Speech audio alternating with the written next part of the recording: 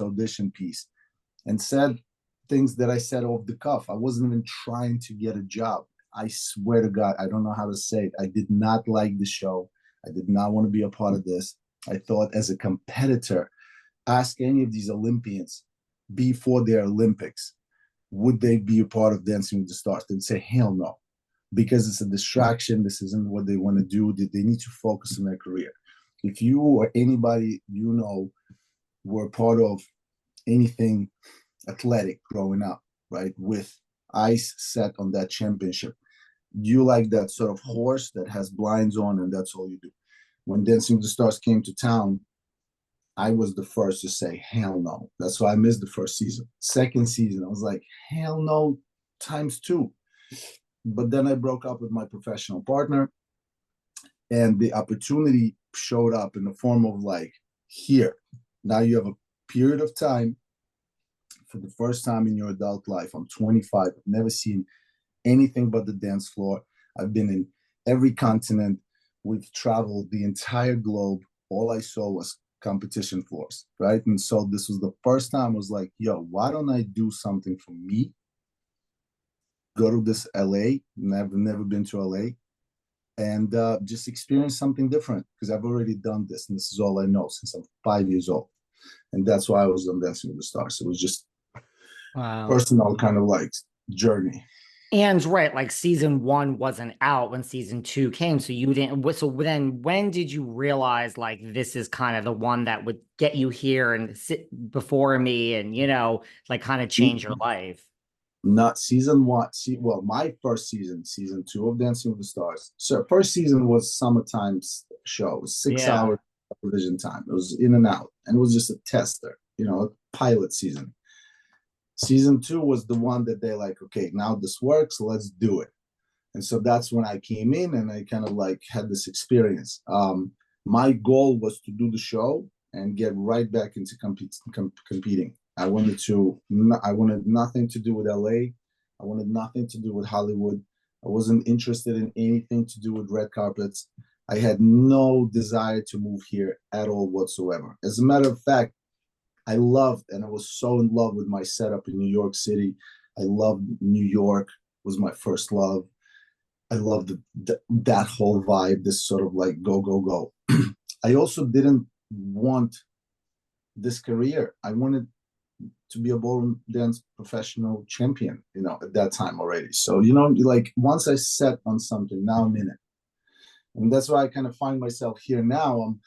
We're set on this, what I'm saying? That's why we're here, because our job, our lives are such that we could live anywhere. Why we're still in LA? Because we want certain things out of this place, so like we got to a certain point. But my initial first, I would say 3-4 seasons, well, I didn't want anything to do with that. That's why kind of you saw my maybe,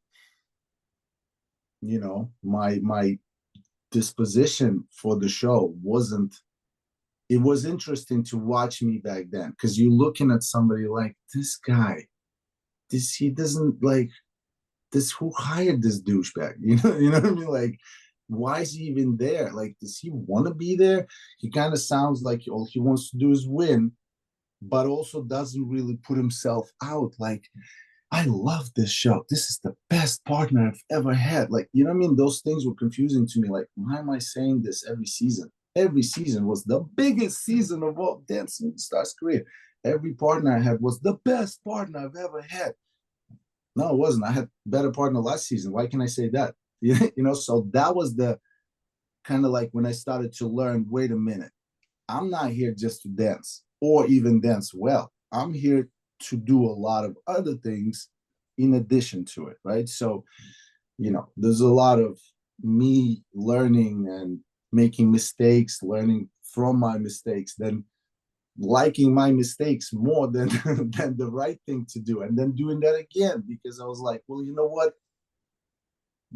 Rebellious Capricorn personality. So, I did a lot of stuff. I've learned a lot on the job. I feel like that was my Dancing with the Stars career, just learning on the job. Is that why you think speaking back to Len was like the best thing you ever did? Because once you did, it was like you got noticed and it kind of gave you an identity outside of the show? I wasn't trying to get noticed, wasn't trying to be identified. I was just trying to speak my mind, because I was like, there's one thing that's never going to sit well with me, is that I don't get to have a voice. So then it means that, when I come up and I do the dance and somebody looks down at me and say, and criticize. And then, again, this is my partner. It's not about me and Max. Relax. It's just a TV show. What's wrong with you? Just chill. I'm like, yeah, but there's got to be kind of like, like if you're saying something, and if we all have to like, oh yeah, that's the truth. That is the truth. But what if I disagree? Where do I get to say that? And if I disagree, as a professional who's done it his entire life, that's all he knows. All I know, all about me, that is to be respected, if I am to demand any respect, is dance related. Nothing else. You don't come at me with financial advice. Don't come at me with like how to build a house. I can figure it out. It's not a pro. I'm a professional through and through in one thing, and that is dance. And so if you're going to come at me with criticism about my partner, where she needs to be told what to do next, now that I've judged Dancing with the Stars in multiple languages and countries, like the goal is simple, come say something nice, say something productive, say something constructive, like, it's simple. Don't say you look like a penguin, and this cha-cha reminded me of somebody quadriplegic trying to do something. Okay, great. So we got no constructive statement out of it. We got no follow-up for her to then move on and figure it out.